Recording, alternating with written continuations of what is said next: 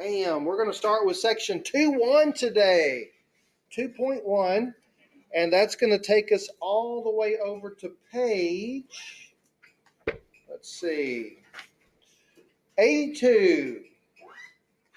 Page 82. And once we finish 2.1, we're going to move on to 2.5. 2.1. This section is on graphing equations.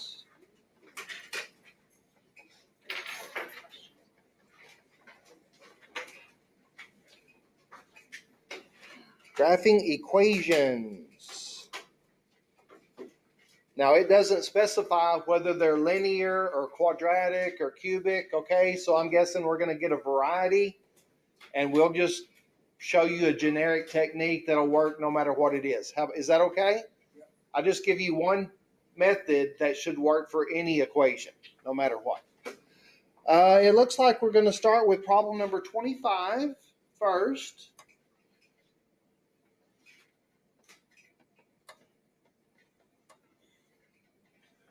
And the technique that we're going to introduce is, let's call it the XY table. It's a method where you generate ordered pairs. You have to pick X, then you go find Y. You plot the points, you connect the dots. Got it? It's a four-step method, four-step process. So again, the four steps are pick an X, find the Y, plot the points, connect the dots. Got it? Now, it'll help you to pick your X's if you can identify the shape of the graph. So looking at this equation, can you tell, is this going to be a line? Is it going to be a parabola? It's a line. And how do you know it's a line? Because it's a simple function. It's not like a square. Oh, good. Okay. So that's what I wanted to hear. Do you see there's no powers? Like the Y doesn't have a squared or a cubed, and the X doesn't have a squared or a cubed, and there's no square root symbol, there's no fraction. So this means that it's going to be linear. And how many points does it take to make a line? 2. Only 2. You only need 2 points. Now the X's, you can pick whatever you want. So would somebody like to pick me a nice X to start with? 0. I heard 2. Okay? And I'll take that. Now to get the Y that goes with it, we're going to have to take the 2 and plug it in for X. So that'll be 5 times 2 minus 2. And then you need to work that out. 10 minus 2? 8. And notice that gives me an ordered pair. 2, 8, that's going to be a point. Now, pick me another good X. 6. Okay, good. Did I hear 6? Yes. Okay, 6. And again, plugging that in. 5 times 6 minus 2. 30 minus 2. And that's a point on the graph. But I got to tell you, that's getting a little bit big for me to actually graph there. So see if you can pick another X that's going to give me a Y that's not quite so high. 3. 5 times 3 minus 2. 15 minus 2. And again, that's going to be a point on the graph. And that Y is still too high for me. Okay. Negative what? 2. A negative 2. Do y'all see you can pick negative numbers also? You don't want to discriminate. You know what I'm saying? Don't only pick positives, pick some negatives. What up, Lewis? So is this like similar to the function graph we did in section 2.2? Probably so, yeah. All right, so let's look at negative 2. 5 times negative 2. And then negative 10 minus 2. Negative 12. Whoops, and that got a little bit too big on the negative side. How about 0? And can I just put an asterisk by that? 0 is my favorite, okay? In fact, does anybody remember the Schoolhouse Rock stuff that used to come on TV? Yes.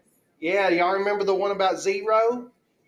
0, my hero, how wonderful you are. Y'all remember that?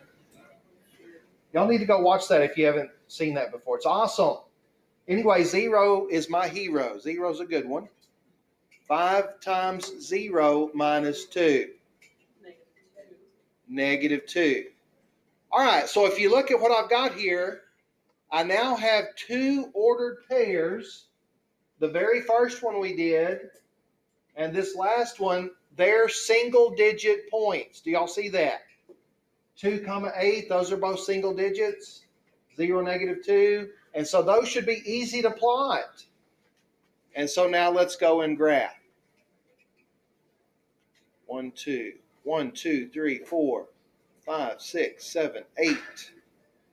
2 is up at 8. 0 is negative 2.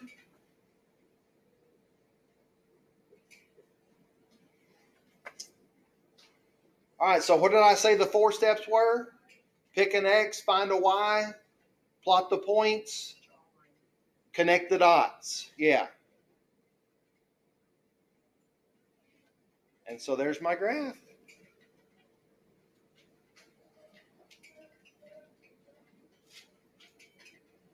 And if you had a much larger piece of graph paper, you could go and plot these other points and you would see that they do fall on that line.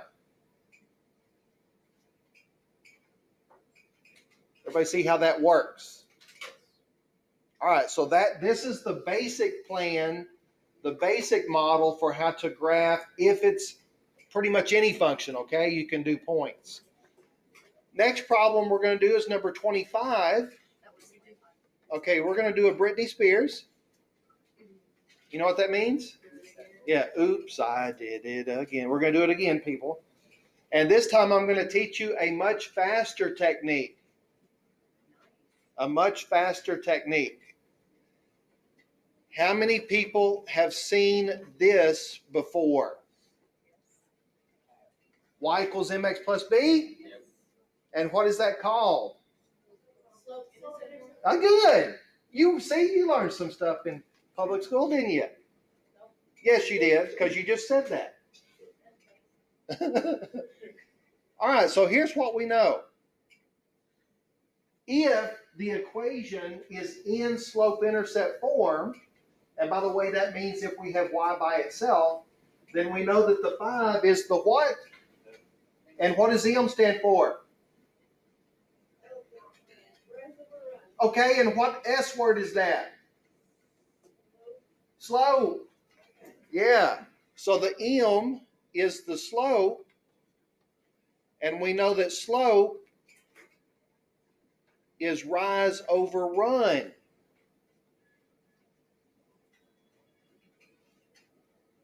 So can you make 5 into a fraction? How can you make 5 a fraction? 5 over 1? Because isn't 5 divided by 1 still 5? And so you can make any whole number a fraction by putting it over 1. And now I know my slope. Do y'all remember what the B is? Okay? The B is the y-intercept.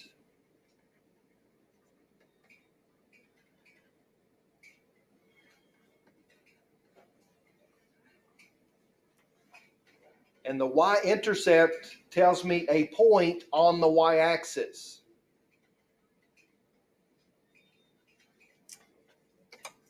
That's so cool. I didn't know that. Yeah, we haven't even got to the cool part yet. Yeah, the cool part is where I turn it into a poem for how you can graph, okay? That's where we do math poetry. So on the slope is the rise, the 5 is the x, and the wait. So is it written as the 1, 5 or 5, 1? It's not either way. Okay. What it is, it says rise 5, run 1. Okay? Okay.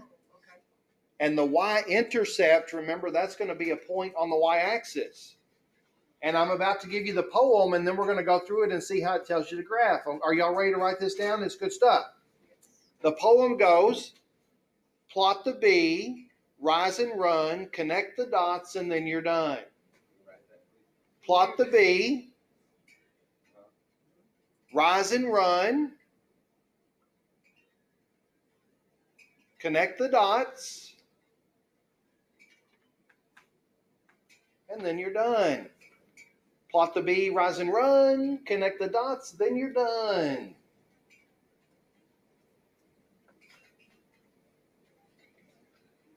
And I'm going to do this in red so that you can see how it compares with the other one, okay? Doing this one in red. All right, so what is the value of B? B is -2. And do you see in red, that's the point on the y-axis. So on the y-axis, we're going to be at -2. That's plot the B. Next, rise and run. So my rise is 5. We're going to go 1, 2, 3, 4, 5. Rise 5 and run 1. And that gets me to a new dot. Plot the right. You see when you plot the B, that's where you rise and run from. So we go up 5 and over 1. And then you can go up 5 over 1. And do y'all see every time I go up 5 over 1, I'm getting a point on the line. Plot the B, rise and run, connect the dots, then you're done. Look, I get the same line, and I didn't have to do any points, really.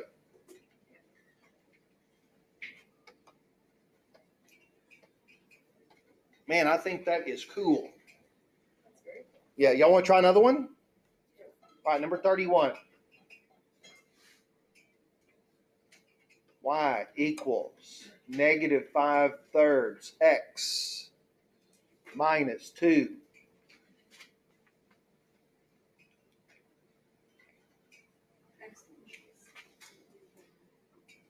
And can anybody tell me the shape of this graph? I would have said straight, but I'm thinking right A parabola? Okay, so for it to be a parabola, you have to have an x squared. It's got to go the opposite direction. Okay, but what is the shape going to be? A line. Yeah, it's going to be, look, it's going to be another line. Isn't it in slope intercept form? Okay, but you're correct. This slope was positive, which means it's going up. This slope is negative, and so it's going to be going down. So you're right. Now, would y'all like to do points, or would y'all like to practice the slope intercept technique? Okay, so here we go. The -5 over 3, that's my slope. The -2, that's my y-intercept. Exactly. If you want to. You don't have to. Okay, I'll show you what I mean. All right, so let's do the poem again. Since it's a line, we know we can plot the B, which is -2. And then we're going to rise and run. Now my rise, do you see my rise is negative? How do you rise a negative? Yeah, you go down. So from the point that we plotted, we're going to go 1, 2, 3, 4, 5 down. And my run is positive, which means we're going to go to the right. And that gets me a new dot. Plot the B, rise and run.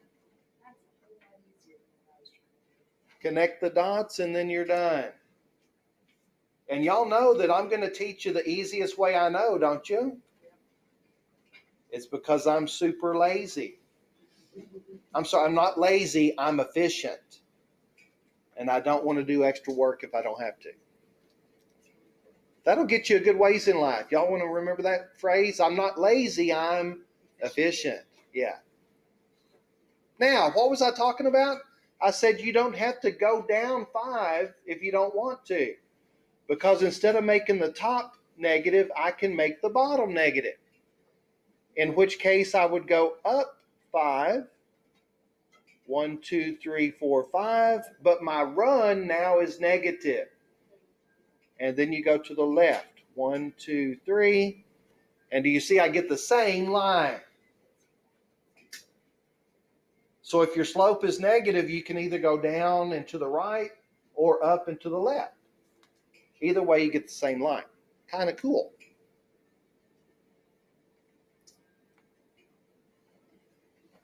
Any questions, or do you want to move on to the next problem? Huh? Okay. All right. Well, we're moving on up to the next problem. Number 33. And we've got this equation.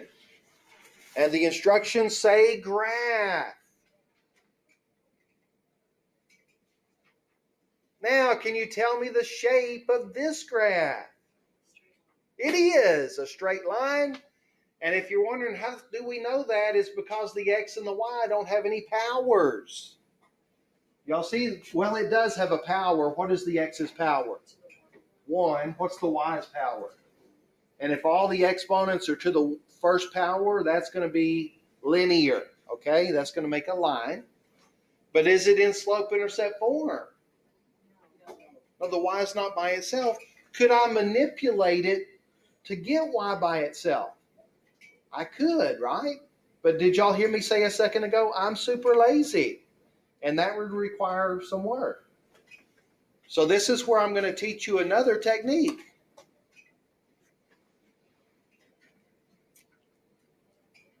If your x and y are on the same side of the equal sign, there's a technique called the intercepts method, which becomes even faster than the slope-intercept method, okay? Are y'all labeling these techniques? So what we just did a second ago was the slope-intercept method. That's where you plot the V, rise and run, connect the dots, then you're done, okay? But in this problem, since it's not in slope-intercept form, we're going to use something called the intercepts method. And here's how that works. First, you're going to let x be 0. Always. You're going to let x be 0, and then you're going to let y be 0. And do you see that's going to give me 2 separate points? And how many points does it take to make a line? And I'll have 2 and I'll be done, okay? Now watch how freaking easy this is. Are y'all watching? Don't look down, look up here. This is where the action is, okay? If I let x be 0, the x disappears. And do y'all see I can easily solve for y? Divide both sides by 2? 4. Because the 2 is multiplied by the y. You see, 2y means 2 times y. And to get rid of that 2, I have to divide, not subtract.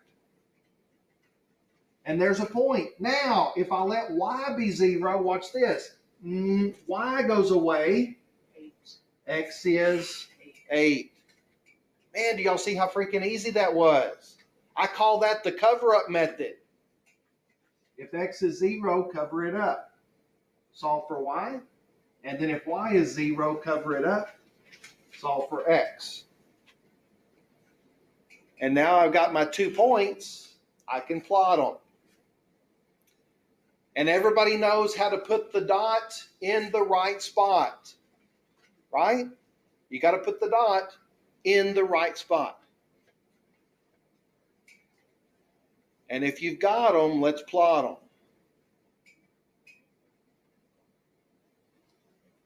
Did y'all notice that the 2 points that we have both land on the axis?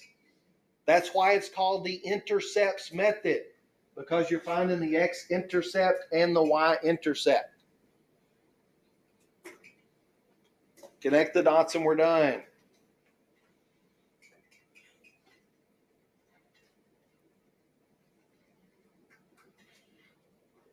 Now, if I would have got y by itself and done the slope-intercept method, would I get the same line? Different numbers. Different numbers, but it better be the same line in the same location because it's the same equation. So it better make the same graph.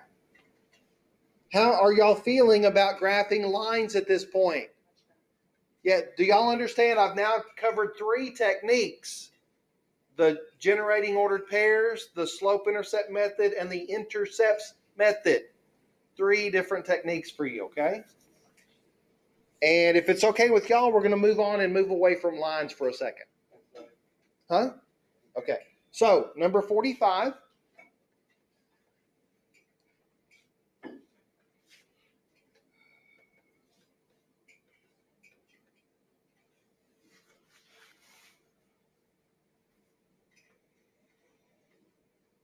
And can anybody tell me the shape of this graph?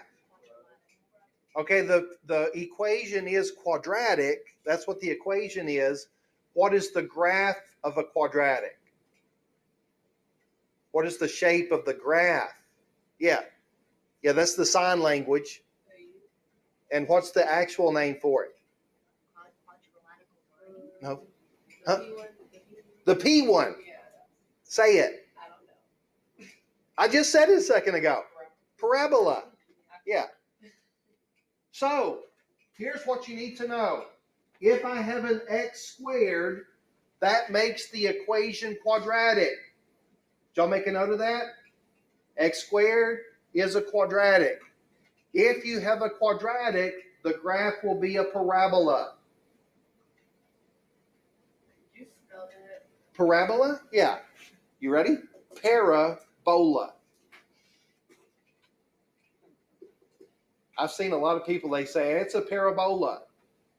And I just want to smack them. No, it's not. It's a parabola. But you can pronounce it parabola. No, you can't pronounce it that, okay? Don't do that. If you need to spell it, maybe. Lexi, were you able to get that with parabola? Okay. So what was parabola? Like, it's the shape. The shape of a quadratic is a parabola. And the way that you graph a parabola is you generate ordered pairs. We're going to have to go back and generate some ordered pairs. And let's start with my favorite x. Yeah, my favorite x is 0. I love working with 0 because it's so freaking easy. Yeah, I heard that. -3. Because if I let x be 0, the x squared disappears. I'm left with -3. Now, my next 2 favorite x's are on either side of 0. My next 2 favorite x's would be -1 and 1. I like staying close to home, okay? Now, what's going to happen if I take -1 and square it? It will become +1. 1 minus 3 is -2. Y'all see how I get that? Okay, I'll write it down for you. So what we did is we did -1 squared minus 3. And then remember, if you're not sure how to do that, you can put it in your calculator, but you will need the parentheses. Next, 1 squared. 1 minus 3. And do y'all see that those 2 y's are the same value? Okay, we're going to call that symmetry. I see some symmetry. Now, is that enough x's, or do you want to do some more? Let's see if it's enough. Because remember, once I see the U shape, the parabola, I'm pretty much done. So 0 is -3. -1 and 1 Look at that. They're both at -2. And from those 3 points, do you see the U? I do.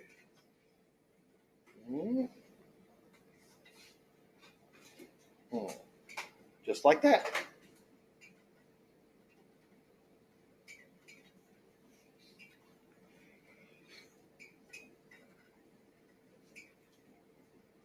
Anybody have any questions? Okay, just for fun, I'm going to do a couple of more X's and just prove that it does make that curve, okay? So let's do -2 and 2. Again, do you see I'm staying close to home? Yeah. Moving from 0, equidistant away from 0. So what happens to -2 if I square it?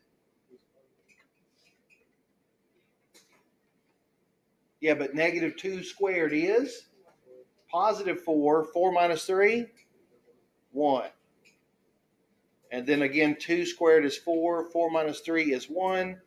And again, I see symmetry.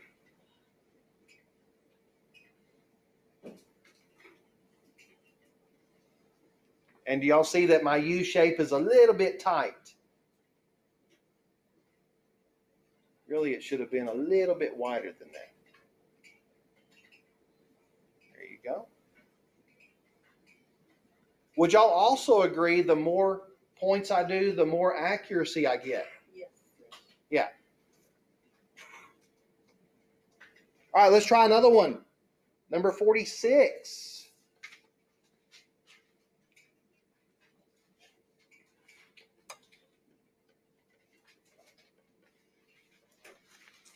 And again, the instructions say graph. We're trying to produce the graph.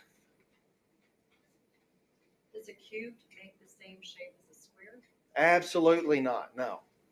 Yeah, a cube makes a different shape. And a square root makes a different shape. And a absolute value makes a different shape. Yeah, there's all kinds of different shapes.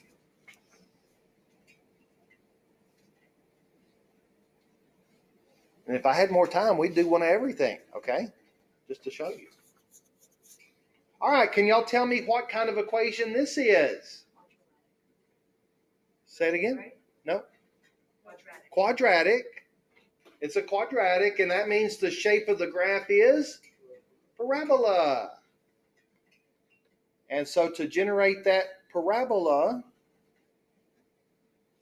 I'm going to have you pick me some X's. Good choice, Louise. Yeah. No, he knows how to please the teacher. My favorite X is 0. 0 minus 0? 0. Oh, and we can see this graph is going to go through the origin. Did y'all know 0, 0 is called the origin? Yeah, this graph's going through the origin. Pick me another X. 1. I like 1. Why did you get 0 on the line? Because if I plug 0 in for each X, then 0 squared is 0, and 3 times 0 is 0, and 0 minus 0 is 0. And that's how we got it. And next we're going to do 1 squared minus 3 times 1. Plugging in 1 for each X, what do we get? -2. Right? 3 times 1 is 3. 1 minus 3, -2.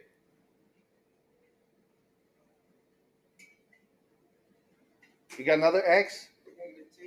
Negative what? -2. All right, so that's going to be -2 squared minus 3 times -2. And I really should put that negative number in parentheses.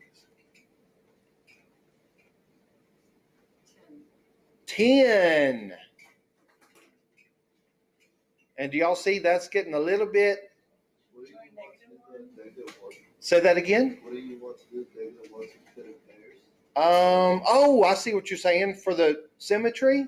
Yeah. So since -2 is getting a little bit too hot, right? Smoking a little too much stuff. Maybe we need to go back the other direction, okay? He's getting a little too high. So, how about -1?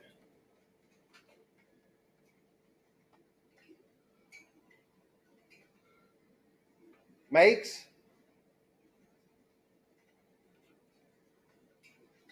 Is that right? Where's my button pushers? Y'all know you can input that in your calculator? That's going to be 1 plus 3, I think is 4. That brought him back down some.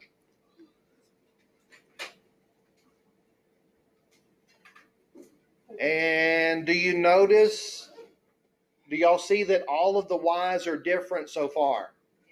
So I don't see any symmetry yet. I probably need to keep going until I get at least one of the y's to match.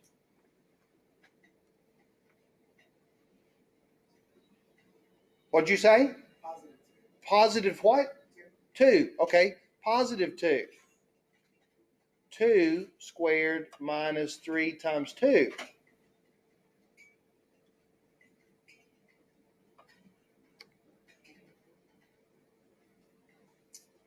Let's see here. 3 times 2 is 6.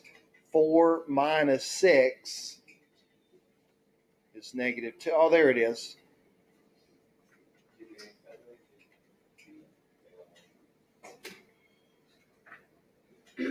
What are y'all saying? Put in the line except in my calculator, put the x up squared minus 3x and then divide up by like all the. Oh, yours has the table feature. Yeah.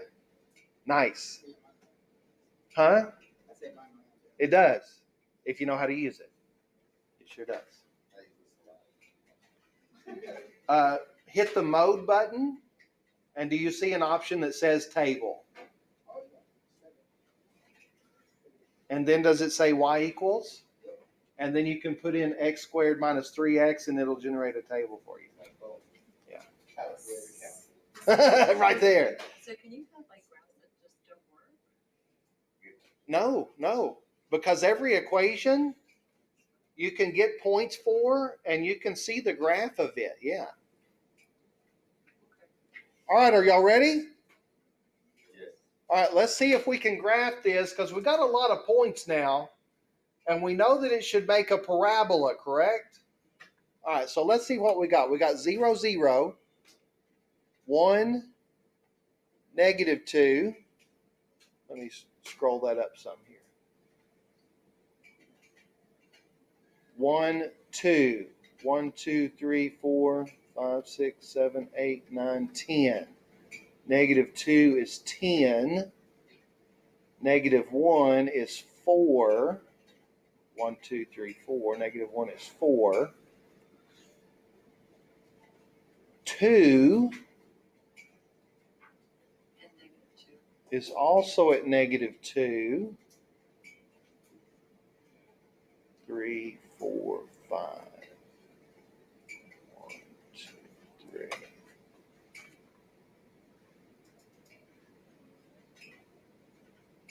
So Do you want more like positive? Say it again. Another positive just to go down. Yeah, if I wanted to see it keep going up, Lexi, I would pick something like +3 maybe. 0. And then I think that's going to be 0. Yeah, so here's what I see. I see these points. Do y'all see that's making this side of the parabola? And then I know it's going to have to be symmetric, so I'm going to have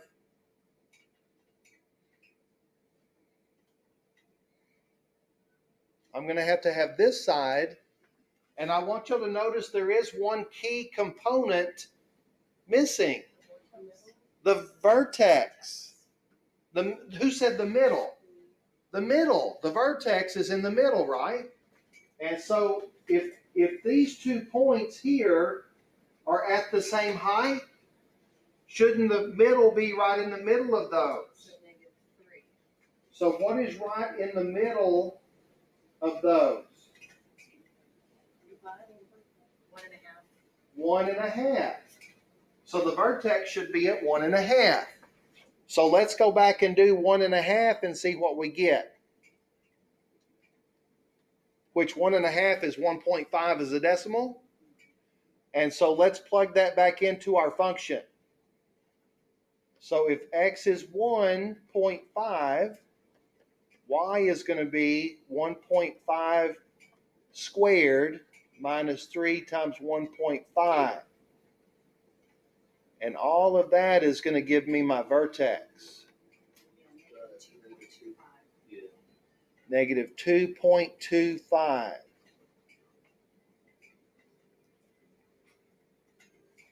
And do y'all see you're going to have to estimate that? Negative 2.25 is going to be a little bit below negative 2. Right? In fact, isn't it one quarter, 1/4 of the way below negative 2? So a little bit lower, and we can see the turnaround there. We can actually see the turnaround now. Now, if I just stopped there and I didn't do what I'm about to do, I think I would be cheating you out of some learning. So we're going to, like I normally do, we're going to go above and beyond.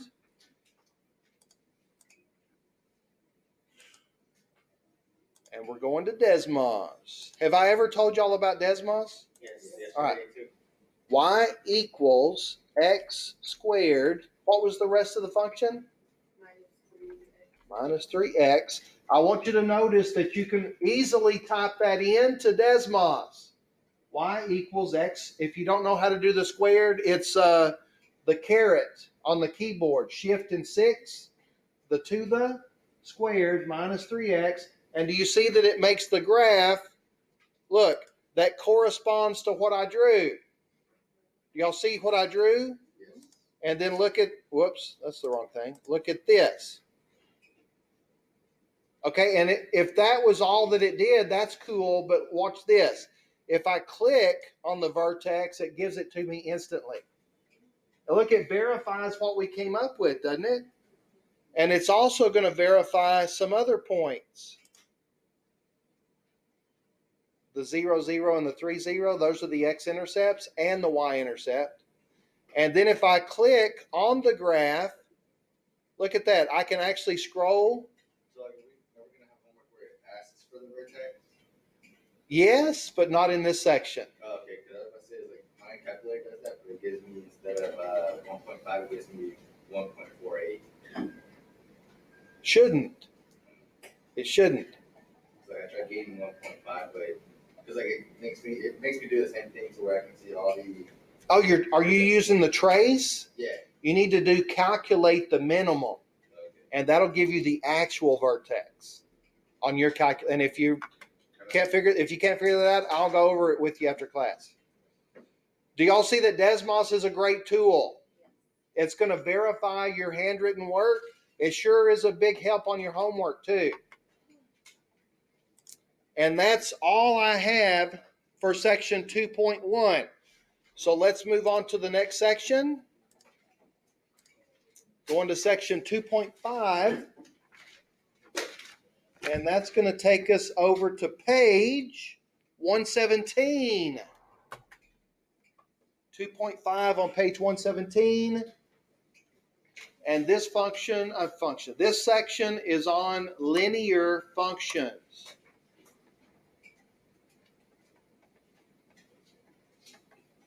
Okay, specifically graphs and slope. Linear functions, graphs, and slope.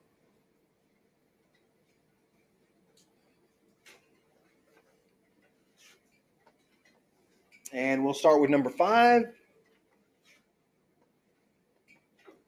Equals 3/8.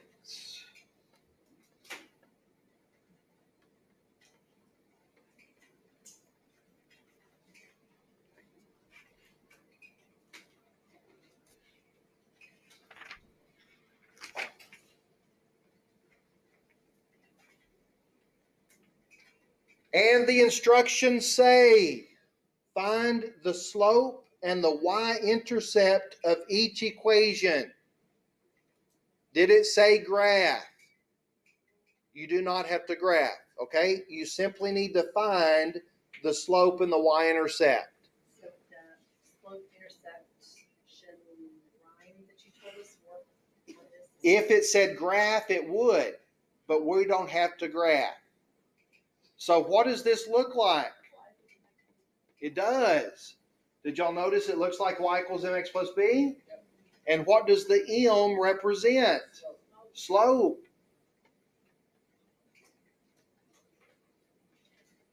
And isn't that one of the things it asked me to find? Man, that was hard, wasn't it?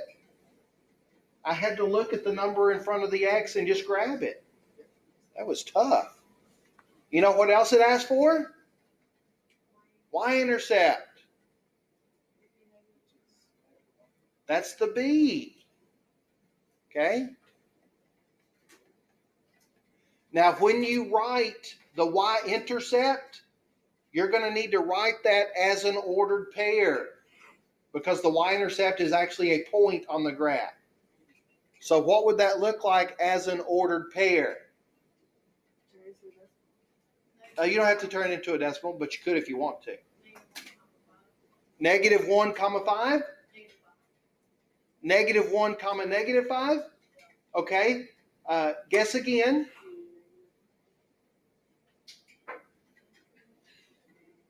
You just took the fraction. No. Negative 1,5. No. Okay, fine. Y'all need some instruction. Okay, I can help you with that. So what am I writing here? I'm writing the y-intercept. And where does every y-intercept fall on the graph? On the y-axis. And what is the x-coordinate of any point on the y-axis? 0. So if your point is the y-intercept, it has to be 0 comma something. Because on the y-axis, every x-coordinate is 0. Now the y-coordinate is the b. So is it going to be negative 1/5? Negative 1/5, which is negative 0.2 as a decimal. If you want to make it a decimal. And there's the slope and the y-intercept. So do y'all understand there are some things you need to know? If I'm on the y-axis, the x-coordinate is 0. It's because it lines up with 0 on the x-axis. Question? Elementary question. Why is slope written just as a fraction and not as a set? And not as an ordered pair? What does slope mean? Slope means rise over run. Okay, so every if I want to graph anything, I could rise 3 and go over 8, or something. If you want to graph this line, Okay, so that's all slope is telling me. all slope tells you is how much do I go up and how much do I go over. Okay. Or how much do I go down and back, depending on whether it's positive or negative. Okay, and when the negative 3/8, would the negative apply to just the 3 or both 3 and 8? Just the 3 or the 8, Oh, okay. not both. The negative applies to the 3 or the 8, not both. Because if you apply it to both, then that's actually a negative over a negative, which is, A positive. but that's not what this is. This is negative. Oh, And so that's why the negative applies to one or the other, but not both. okay. Thank you. Now, does everybody understand how those are different? Why this is a point and why this is not? Right? Think about in the real world, does everybody live in a house or an apartment? And a house or an apartment, that all of them have roofs, right? And if you've got a roof, then you've got a point where that roof ends at, and you have an amount that you go up and over to get back on the roof. So the points on the roof are ordered pairs, but the up and over tells you the slope of the roof. So that's the difference between having a point and having a slope. Okay, let me get rid of that now because I don't need that. Say it again. The other one? What's our ordered pairs? Oh, the ordered pairs tell you like where to put the rafters at or something, or where the next shingle row starts. It needs to start here. This is the end of the roof. But then the slope tells you how much do I go up and over to get back on the roof, right? So if I say that my roof has a slope of 3/8, then that's going to tell me the pitch, how much it slopes. But the points are going to tell me where things are on the roof. Okay. And then I'm going to delete that. I don't want it. Okay, next, number 9. Okay, number 9. 2x minus 3y equals 8. Again, the instructions say find the slope and the y-intercept. Find the slope and the y-intercept. Well, isn't the slope m and the y-intercept is b? Is that true? But the only way that I can get those letters is if I have y by itself. So what do you think I'm going to need to do here? Yeah, I'm going to have to get y by itself. So how do I do that? Second, I'm going to divide second. What's the first step?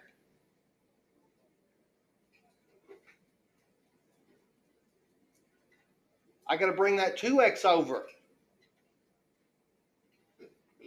I keep saying this over and over. I guess I'll say it again, okay? One more time. If you're trying to get y by itself, you have to isolate that term first. The term that has the y has to be isolated. And then you can get rid of his coefficient. So I have to bring the 2x over, which is going to make it negative 2x, so that I can isolate the term that has the y, and then I can get rid of his coefficient. How do I get rid of the negative 3? Divide, because it's multiplied. And we're going to divide everybody by negative 3, every term separately. All right, here we go. Negative over a negative makes. So the 2/3 is going to be positive.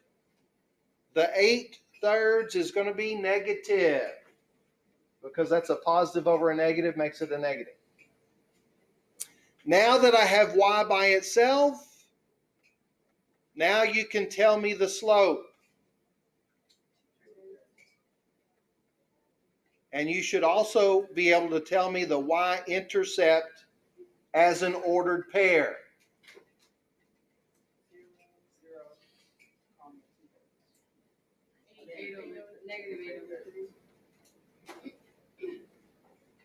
Y-intercept, slope.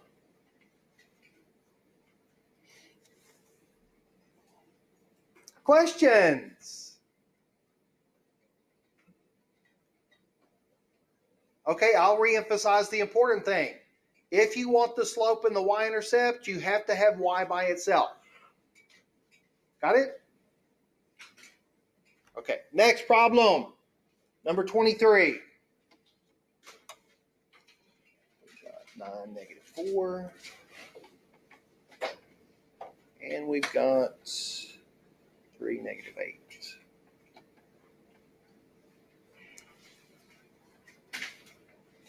Now, do y'all remember my roof example from just a second ago? Yep. Okay, so let's imagine this is an actual real world scenario, okay? What they've given me here, the 9 and the negative 4, that is a point on my roof. The 3, negative 8, that is another point on my roof, okay? If I know 2 points on the roof, I can actually calculate the slope of the roof, okay? So given 2 points, you can find the slope, but you're going to need a formula. And y'all remember M means slope? Okay, here comes the slope formula. y2 minus y1 over x2 minus x1. That is the formula that you can use to find the slope of a line if you know 2 points on the line. So you have the numbers in subscript? Right. And the subscript means the which one. If it's a subscript, it means which one you're talking about. So y sub 1 would be the first y. Y sub 2, the second y. So we're going to label the points, and then we're going to plug and play, okay? 9, negative 4, that is my first x and my first y. Everybody knows that an ordered pair is an x comma y, right? 3, negative 8, that would be x2, y2. That means the second x and the second y. And now that I've labeled my points, it's time to plug and pray. Okay, so Ariana, you said negative 8 minus negative 4. In the bottom, 3 minus 9. Look, y2 is negative 8. So we put the negative 8 there. The formula says minus, so I've got a minus. And then y1 is negative 4 right there.